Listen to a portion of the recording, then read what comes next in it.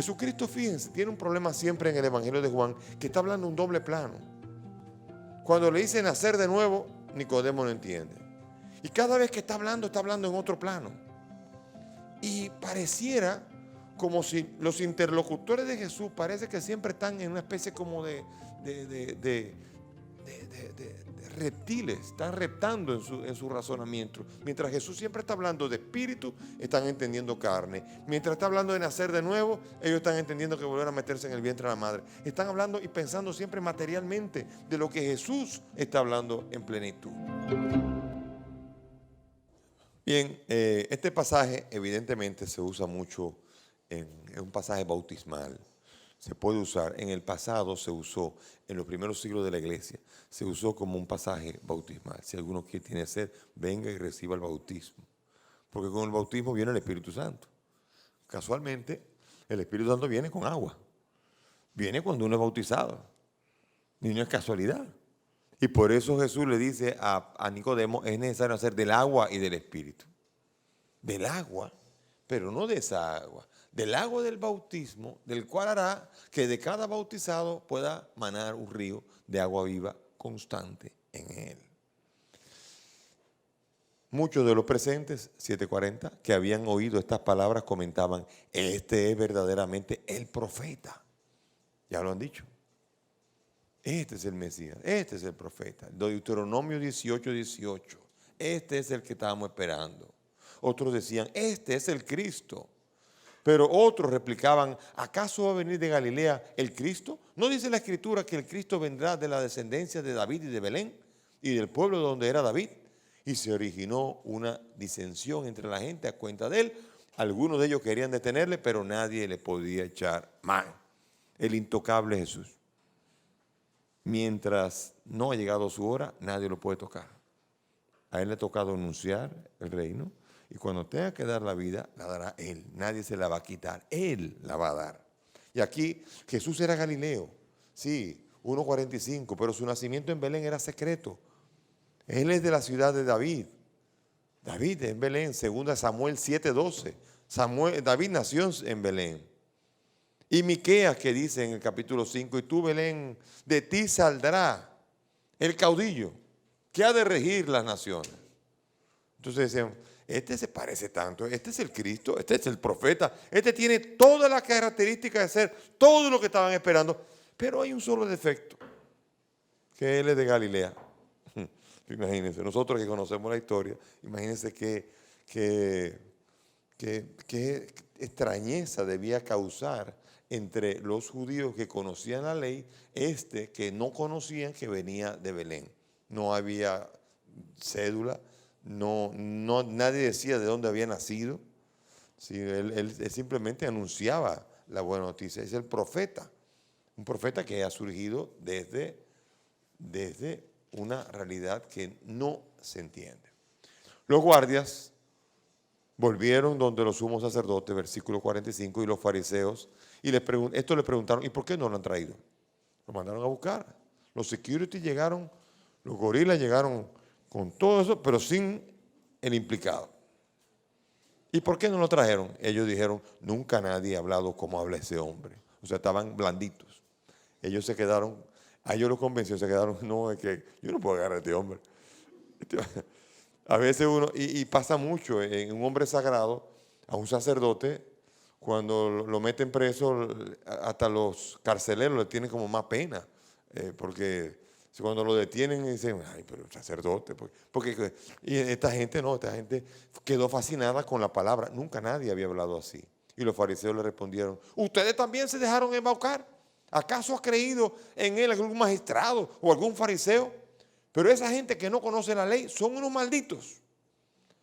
Y les dijo Nicodemo, que era uno de ellos, el que había ido anteriormente a Jesús, ¿acaso nuestra ley juzga a un hombre sin haberle antes oído y sin saber lo que dice y hace? Ellos le respondieron, ¿también tú eres de Galilea? Indaga y verás que de Galilea no sale ningún profeta. Jesús impresiona a los soldados. No pueden detenerlo. Ha tocado su corazón y con ello tocan las manos y tocan su rango. No pueden. No pueden. Y los maestros de la ley desprecian a esta gente. O sea, los maestros de la ley dicen, el que cree, el que no cree en la ley es un maldito. Y estos no creen en la ley, no conocen la ley. La ley dice que viene de Belén.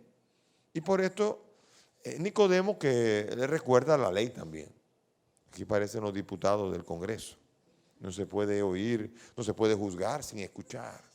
Deuteronomio 1:16 dice que la persona tiene derecho. Deuteronomio 17:4.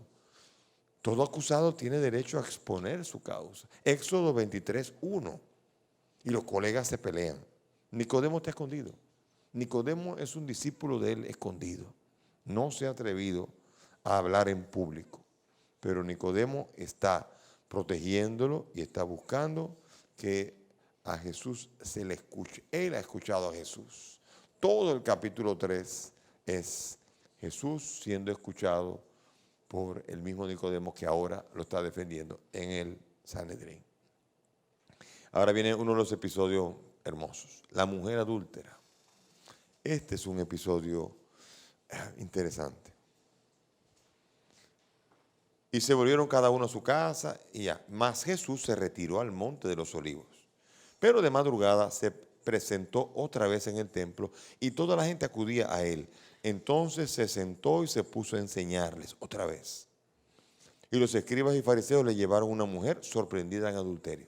La pusieron en medio y le dijeron, maestro, esta mujer ha sido sorprendida en flagrante adulterio. Moisés nos mandó en la ley apedrear a estas mujeres. ¿Tú qué dices? Levítico 20:10 y Deuteronomio 22, del 22 al 24, dicen esto. Ezequiel 16 también, los profetas lo dicen, todo el mundo dice esto. Miren, Juan 18:31 dice que los judíos habían perdido el derecho de condenar a muerte. O sea que, ¿por qué lo llevaron? ¿Por qué se lo llevaron a Jesús? Porque ellos simplemente podían haber apedreado. Tírenle piedra y se acabó. Pero ellos no podían matar ya. Los romanos le quitaron a los judíos el derecho sobre la vida. Ellos eran solamente los romanos los únicos que podían. Y por eso los romanos habían privado a Sanedrín sobre decidir. Y merecía, según la ley, la lapidación. Fíjense, aquí hay un gancho tremendo. Si Jesús condena a muerte, se mete en problemas con la autoridad romana. Pero si Jesús la deja impune, está violando Levítico 20:10, Deuteronomio 22 y Ezequiel. Aquí, fíjense, la trampita está fuerte. Se lo llevaron a él. ¿Para qué? Dicen, vamos a ver qué dice. Porque aquí hay un lío de que nosotros quisiéramos apedrear y no podemos. Pero Moisés dice que hay que hacerlo. Así que deberíamos poder cumplir la ley, pero no podemos cumplirla. Vamos a ver si te cumple la ley. Y le tiran el gancho. Y aquí Jesucristo está con problemas, palos y boga, y palos y no boga. Si le tira piedra, entonces los romanos, usted no tiene permiso. Y se mete en problemas con la autoridad romana. Y si dice vete en paz, le dice, pero tú no quieres a Moisés. O sea que él no tenía opción. Y lo que hace es simplemente sentarse a escribir en la tierra. Nada. Hay autores que dicen que estaba escribiendo los nombres de ellos, de los que se habían acostado con ella, pero eso es una manera poética. No creo que estuviera él en eso. Dicen eso, que eso era que estaba escribiendo los nombres. José se acostó con ella, Luis se acostó con ella, pero Jesús no entraría en estos chismes de barrio. No estaba en eso, estaba simplemente escribiendo, fíjense, aquí lo dice. Moisés nos mandó, ¿tú qué dices? Pero Jesús se inclinó y se puso a escribir con el dedo en la tierra. Eso es misterioso. ¿Qué estaría escribiendo? ¿Qué sé yo? Pero ellos insistieron. Estamos esperando. Ellos al insistir en su pregunta se incorporó y aquí vino la respuesta propia del maestro. Aquel que de vosotros que esté libre sin pecado, que le arroje la primera piedra. Y volvió a inclinarse de nuevo y siguió escribiendo. Yo quiero que miren la escena, ¿no? La escena está escribiendo como así, como que no quiere la cosa. Y paró, seguimos. Así, quitado de bulla, como decimos en dominicano. Quitado de bulla. Pero disparó tremendo trabucazo.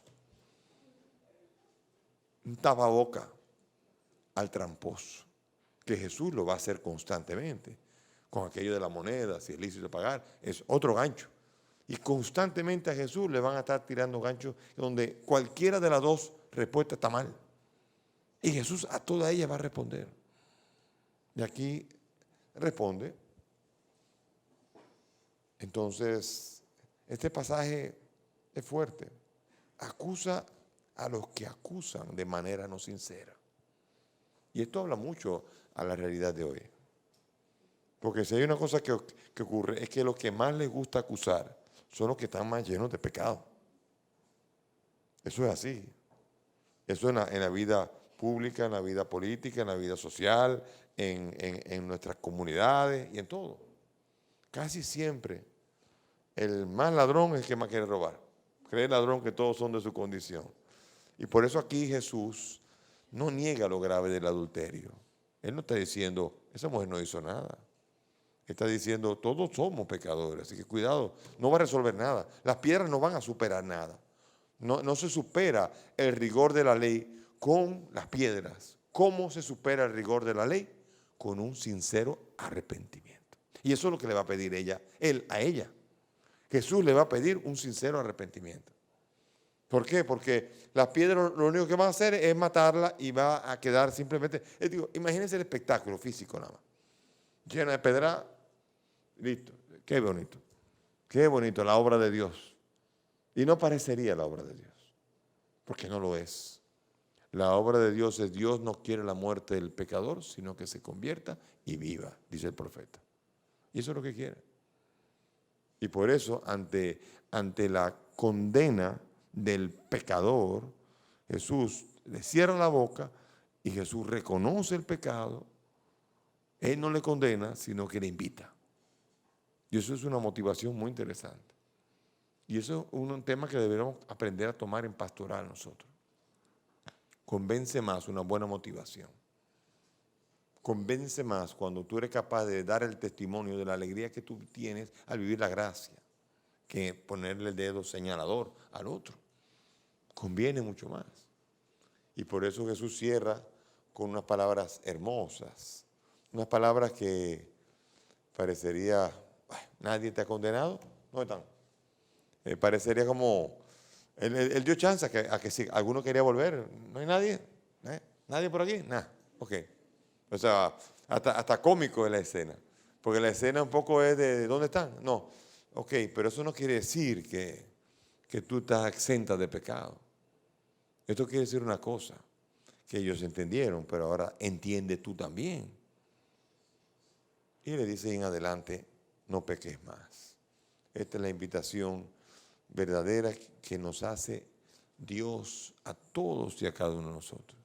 No es a condenar, no es hacer una cacería de brujas, que es lo que hemos hecho muchas veces en la iglesia. Hemos convertido la iglesia y el mundo de los creyentes y la sociedad en una cacería de brujas. Y ahora peor, porque ahora con lo que gozan los pecadores, cada pecadillo que puedan encontrar en la iglesia también entra dentro de la cacería de brujas. Pecado tenemos todos. Y de lado y lado podríamos decir que esté libre de pecado, que tire la primera piedra. Claro, dice, ahora te va bien esto. No me va bien. Es una realidad. ¿Cómo superamos esto? Con un sincero arrepentimiento y escuchando las palabras del Señor que dice, yo no te condeno y en adelante no peques más.